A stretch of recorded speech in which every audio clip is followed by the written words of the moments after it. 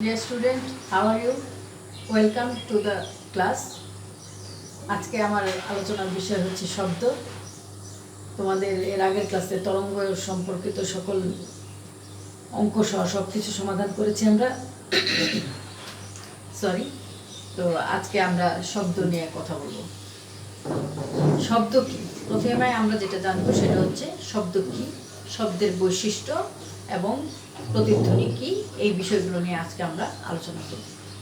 তাহলে শব্দ কি খেয়াল করো। শব্দ হচ্ছে এক প্রকার শক্তি যা আমাদের শ্রবণের অনুভূতি সৃষ্টি করে বা আমাদের শুনতে সাহায্য করে। শব্দ এক প্রকার শক্তি যা আমাদের শ্রবণের অনুভূতি সৃষ্টি করে। এখন আসো শব্দের বৈশিষ্ট্যগুলো কি। এখন আমরা যেটা করব সেটা কি, শব্দের বৈশিষ্ট্য।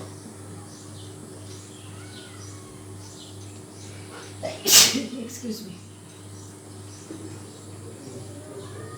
শব্দের বৈশিষ্ট্যগুলো কি খেয়াল করো।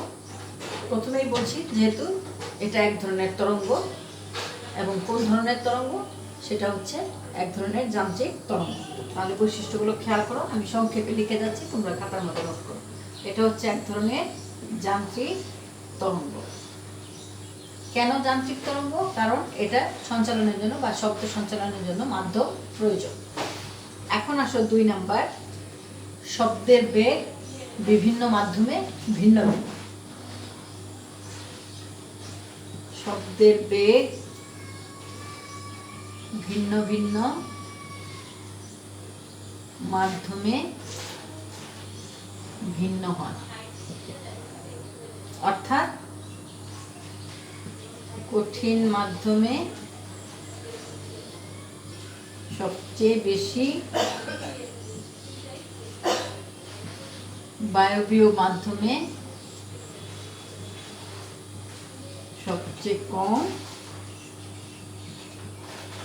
তরলে এ দুটির মাঝামাঝি।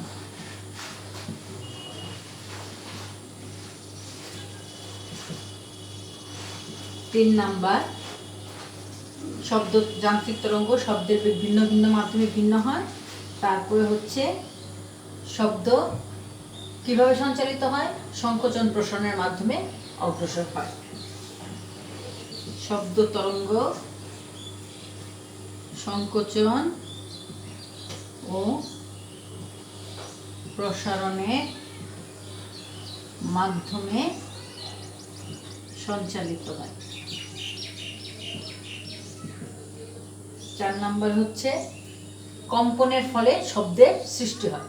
কম্পন দ্বারা শব্দ সৃষ্টি হয়। কম্পনের ফলে শব্দের সৃষ্টি হয়। কম্পনের ফলে শব্দ সৃষ্টি হয়। তাহলে খেয়াল করো, আমি আবারও বলছি, শব্দ এক ধরনের যান্ত্রিক তরঙ্গ। শব্দের বেগ ভিন্ন মাধ্যমে ভিন্ন, কঠিন মাধ্যমে সবচেয়ে বেশি, বায়বীয় মাধ্যমে সবচেয়ে কম, আর তরলে হচ্ছে এর মাঝামাঝি। শব্দ তরঙ্গ সংকোচন প্রসারণের মাধ্যমে সঞ্চালিত হয়। কম্পনের ফলে শব্দের উৎপত্তি হয়। এখানে আরো একটা বিষয় খেয়াল রাখবে, আমি বলছি 5 নাম্বারটা।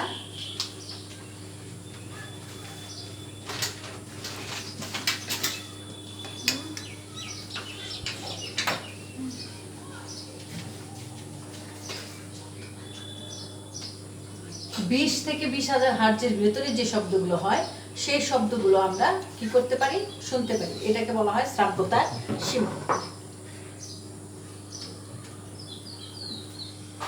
শব্দের বেগ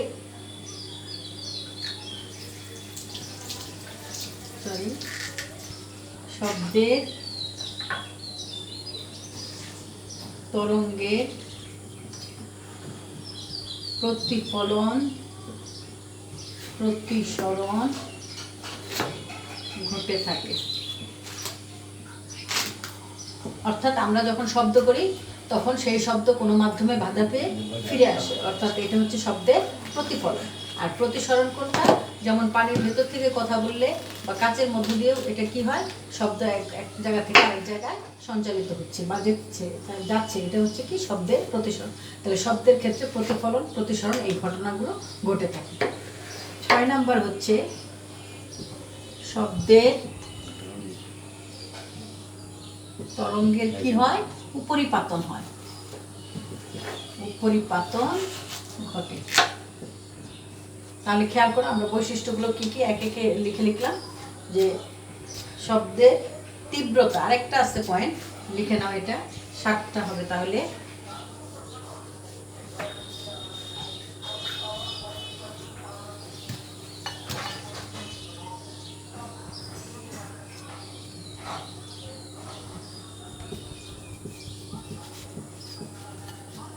তীব্রতা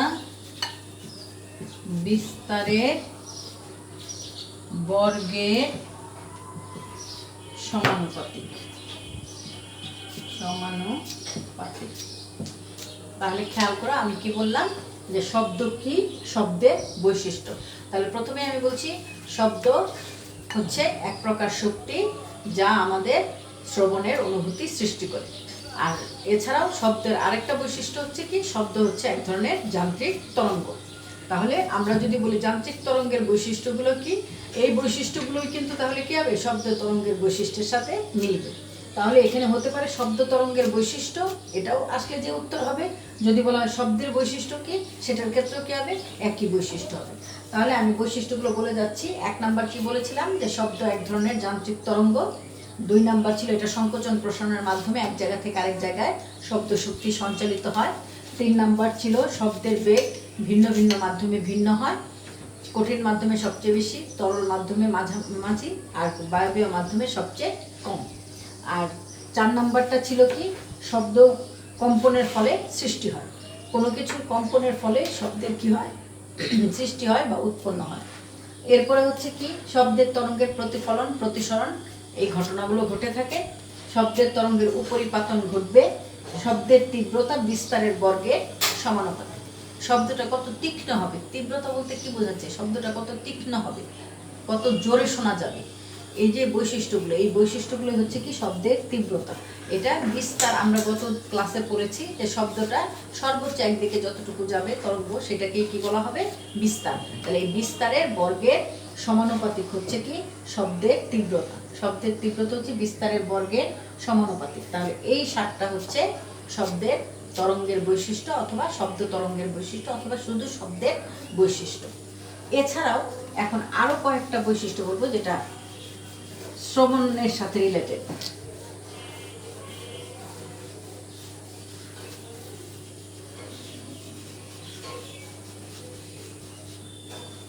এবারে আসো কম্পনের ফলে শব্দের কিভাবে সৃষ্টি হয় তার একটি পরীক্ষা। অনেক সময় 2 নম্বরের জন্য আসে যে কম্পনের ফলে যে শব্দের সৃষ্টি হয় তা একটি পরীক্ষার মাধ্যমে ব্যাখ্যা করো। তাহলে এটা ছোট্ট একটা এক্সাম্পল দিচ্ছি, তোমরা এটা বাসায় বসে করতে পারো। যে একটা প্লেট নেবে, স্টিলের প্লেটের মধ্যে বা স্টিলের গ্লাসে পানি নেবে, পানি নিয়ে গ্লাসটিকে একটা চামচ দিয়ে যদি তুমি আঘাত করো, তাহলে কি হবে, দেখবে যে গ্লাসের পানিটা কাঁপছে এবং শব্দ হচ্ছে। এবং তুমি যদি হাত দিয়ে গ্লাসটাকে ধরো, তাহলে দেখবে গ্লাসটা যে কাঁপছে সেটা তুমি অনুভব করতে পারবে। আরো সহজ একটা পদ্ধতি দেখো, আমি দেখাচ্ছি। আমার গলার মধ্যে দেখো এখানটায় ভোকাল কর্ড আছে, এই যে এই স্বরনালী, এখানে কি হচ্ছে, কাঁপছে। আমি যে কথা বলছি এখানটায় কিন্তু কম্পন হচ্ছে। তার মানে আমাদের ভোকাল কর্ড থাকে ভেতরে একটা স্বরনালীর ষড়যন্ত্রের এখানে, সেই ভোকাল কর্ডের কম্পনের ফলেই শব্দের সৃষ্টি হয়। তাহলে আমরা এই উদাহরণগুলোর মাধ্যমে বলতে পারি যে কম্পনের ফলে শব্দের সৃষ্টি হয়। তাহলে আমরা এখানে ছোট্ট আরেকটা প্রশ্ন কি দিচ্ছি, যে কম্পনের ফলে, প্রশ্নটা খাতার মধ্যে লিখে নাও, শব্দের সৃষ্টি হয় ব্যাখ্যা করো, পরীক্ষার মাধ্যমে ব্যাখ্যা করো। এটা যে কোনো এক্সপেরিমেন্ট তোমরা করতে পারো, যে কোনো এক্সপেরিমেন্ট এটা দিয়ে আমরা দেখাতে পারি। এবারে আসো আরো একটা পয়েন্ট, যেটা আমরা বৈশিষ্ট্যের মধ্যে পড়েছি, যে শব্দ সঞ্চালনের জন্য মাধ্যম প্রয়োজন। এখন মাধ্যম প্রয়োজন যে আছে তার একটা এক্সাম্পল আমরা বলতে পারি, যে মহাশূন্যের উপরে বিভিন্ন গ্রহে উপগ্রহে যে শব্দ হয় বা কোনো বিস্ফোরণ যদি হয়, তাহলে সেই শব্দটা কিন্তু পৃথিবী পর্যন্ত এসে পৌঁছায় না। এখন প্রশ্ন হচ্ছে কেন পৌঁছে না? কারণ হচ্ছে কি, ওকে মহাশূন্যে কি নেই? বাতাস নেই। যেহেতু মহাশূন্যে কোনো কিছুই নেই বা ভ্যাকুয়াম এই জায়গাটা, সেই কারণেই আমরা ওইখানকার কোনো বিস্ফোরণ বা কোনো কিছু ঘটলে আমরা সেই শব্দগুলো পৃথিবী পৃষ্ঠ থেকে শুনতে পাই না। আরও একটা বলতে পারি যে চাঁদে কি নেই? বাতাস নেই। চাঁদে বাতাস নেই বিধায় চাঁদে গিয়ে কি করা যায় না? কেউ যদি কথা বলতে চায় তাহলে সরাসরি কথা বললে কথা শোনা যায় না। ঠিক আছে? তাহলে এই এই এক্সপেরিমেন্টগুলো থেকে আমরা বলতে পারি যে শব্দ কি মাধ্যম ছাড়া সঞ্চালিত হয় না। শব্দ সঞ্চালনের জন্য মাধ্যম প্রয়োজন। আচ্ছা, এবারে আসো আমরা যে বিষয়টা নিয়ে আলোচনা করব সেটা হচ্ছে শব্দের বেগ ভিন্নতার কারণ। আমি বলেছি একটা পয়েন্ট যে শব্দ ভিন্ন ভিন্ন মাধ্যমে কি হয়? শব্দের বেগ ভিন্ন হয়।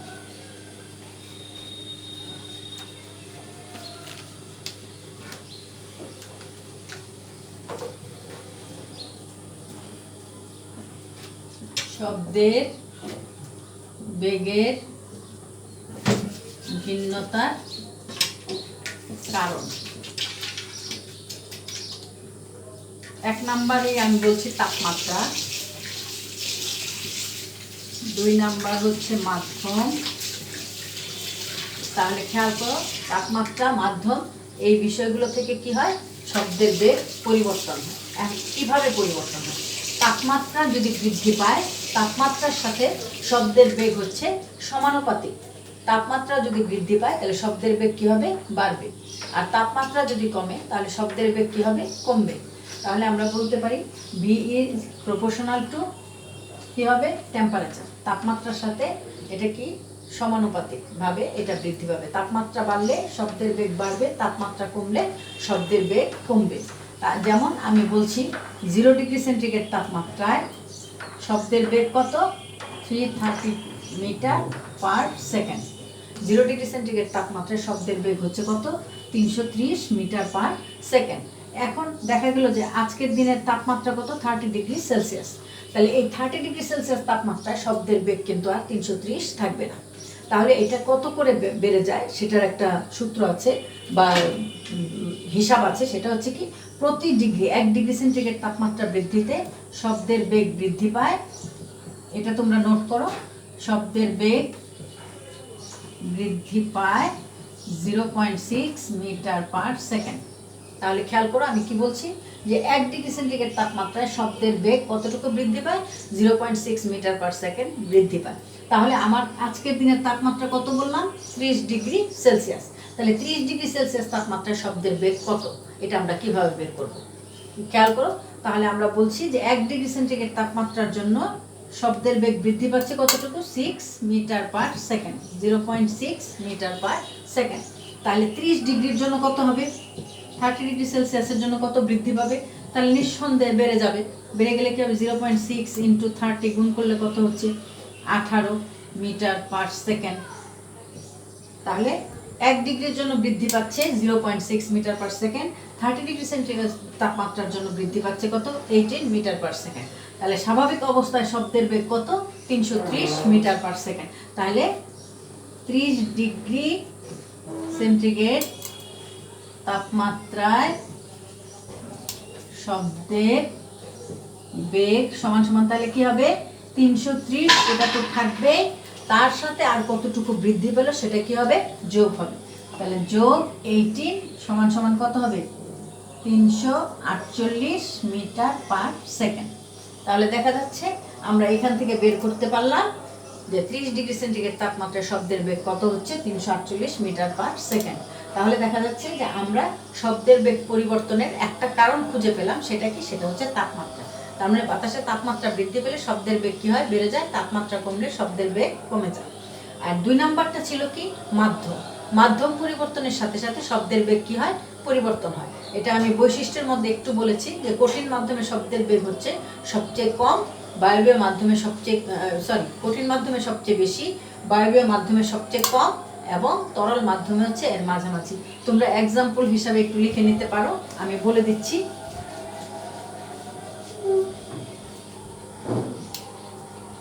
লোহাতে শব্দের বেগ হচ্ছে 5221 মিটার পার সেকেন্ড। লোহা হচ্ছে একটা কঠিন মাধ্যম। বায়ু হচ্ছে গ্যাসীয় মাধ্যম বা বায়বীয় মাধ্যম, এখানে শব্দের বেগ হচ্ছে 330 মিটার পার সেকেন্ড। আর পানিতে শব্দের বেগ কত?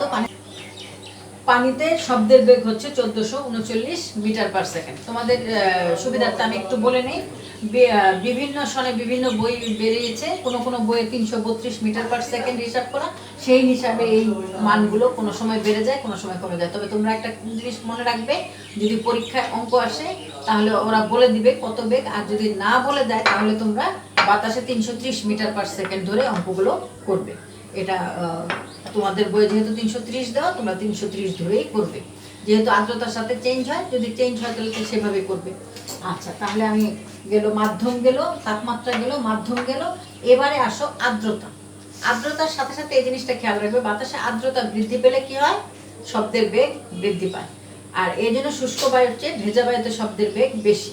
তার মানে আমরা এখানে খেয়াল করো, আমরা তাপমাত্রার সাথে যে জিনিসটা যাচ্ছে, তাপমাত্রা বাড়লে শব্দের বেগ বৃদ্ধি পায়, তাপমাত্রা কমলে শব্দের বেগ কমে। ঠিক একই রকম ভাবে বাতাসে আর্দ্রতা বৃদ্ধি পেলে শব্দের বেগ বাড়বে, আর্দ্রতা কমলে শব্দের বেগ কমবে।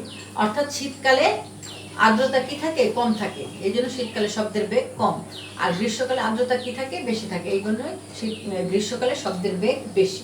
তাহলে নিশ্চয়ই তোমরা বুঝতে পারছো শব্দের বেগের ভিন্নতার কারণ কি কি, বা শব্দের বেগ পরিবর্তনের কারণ হচ্ছে তিনটা: তাপমাত্রা, মাধ্যম, আর্দ্রতা। Thank you. এবারে আসো আমরা পরের অংশে চলে যাচ্ছি।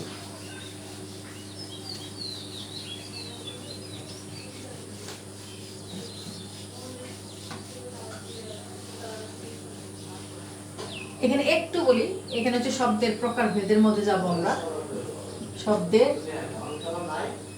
প্রকারভেদ, 1 নম্বর হচ্ছে শ্রাব্যতার সীমা, তারপরে হচ্ছে শব্দেতর শব্দ, 3 নাম্বার হচ্ছে শব্দোত্তর শব্দ। তাহলে এখন খেয়াল করো, শ্রাব্যতার সীমা, আমরা সব শব্দই শুনতে পাই না, আমরা সব শব্দ শুনতে পাই না, নির্দিষ্ট কম্পাঙ্কের শব্দগুলো আমরা শুনতে পাই। তাহলে এই নির্দিষ্ট কম্পাঙ্কটা কত?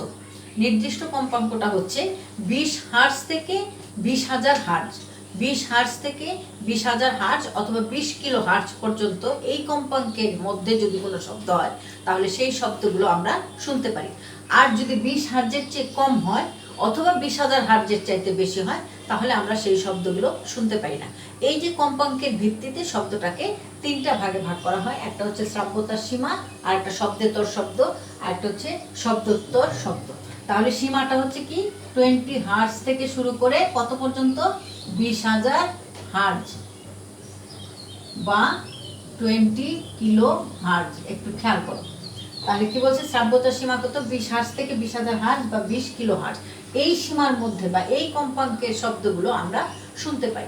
এর বেশি হলে, 20,000-এর বেশি হলে অথবা 20 হার্জের কম হলে আমরা সেই শব্দগুলো শুনতে পাই না। তাহলে এই শব্দগুলোকে, এই সীমার মধ্যে যে শব্দগুলো থাকবে সেই সীমাটাকে বলা হয় শ্রাব্যতার সীমা। অর্থাৎ কি বলছি আমরা?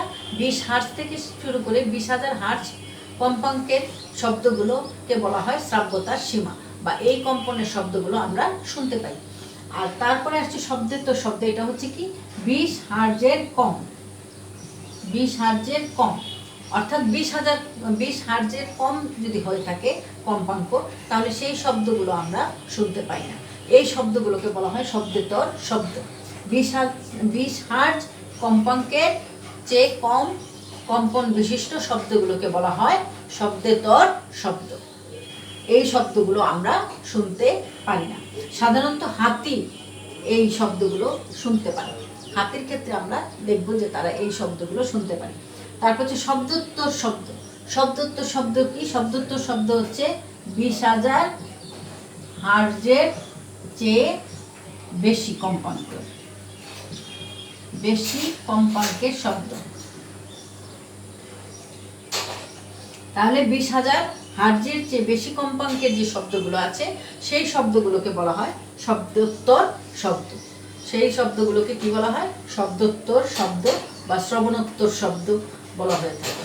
তাহলে এই শব্দ হচ্ছে এই শ্রাব্যতার সীমা, শব্দেতর শব্দ, শ্রবণোত্তর শব্দ বা শব্দোত্তর শব্দ। তাহলে আমরা পেয়ে গেলাম শব্দের 3টা ভাগও আমরা পেয়ে গেলাম, যে এই শব্দগুলো আমরা শুনতে পারি শ্রাব্যতার সীমা বলে। আর যেটা কম 20 হার্জের চেয়ে সেটাকে বলা হয় শব্দোত্তর, যেটা 20,000 হার্জের চেয়ে বেশি সেটাকে বলা হয় শব্দোত্তর তরঙ্গ বা শব্দোত্তর শব্দ।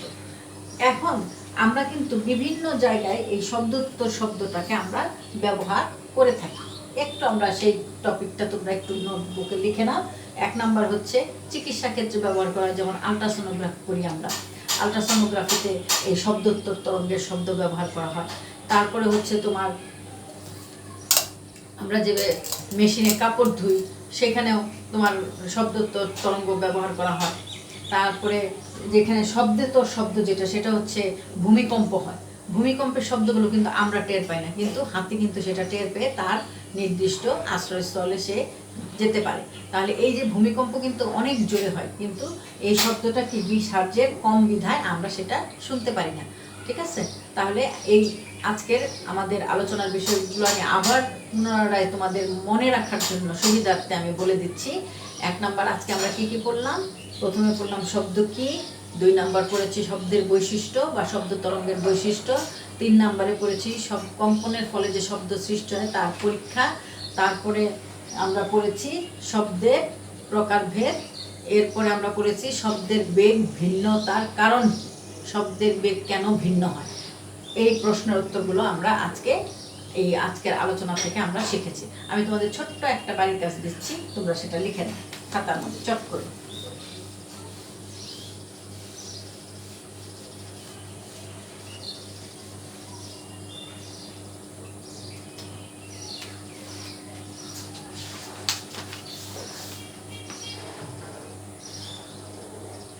°C তাপমাত্রায় শব্দের বেগ 344 মিটার পার সেকেন্ড হলে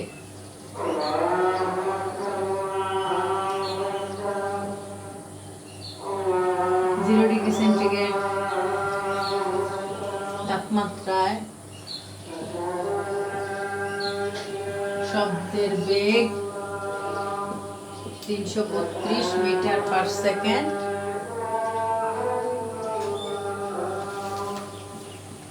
প্রতি 1°C তাপমাত্রায় শব্দের বেগ কতটুকু বৃদ্ধি পাবে। 2 নাম্বার লিখে নাও, শব্দের বেগের পরিবর্তনের কারণগুলি ব্যাখ্যা করো। 3 নাম্বার হচ্ছে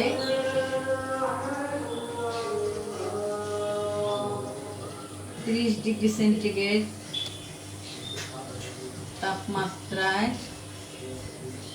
শব্দ 20 মিনিটে 20 সেকেন্ডে 1400 মিটার দূরত্ব অতিক্রম করে।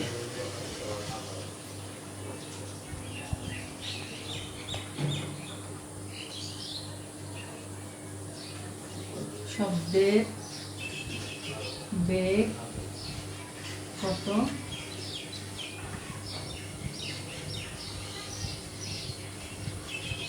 তরঙ্গ দৈর্ঘ্য কত?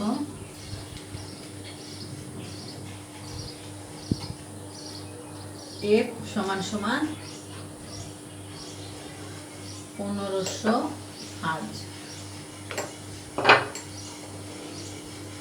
এই হচ্ছে তোমাদের 3টা অঙ্ক আমি দিলাম হোমওয়ার্ক, তোমরা করে আনবে। Thank you all.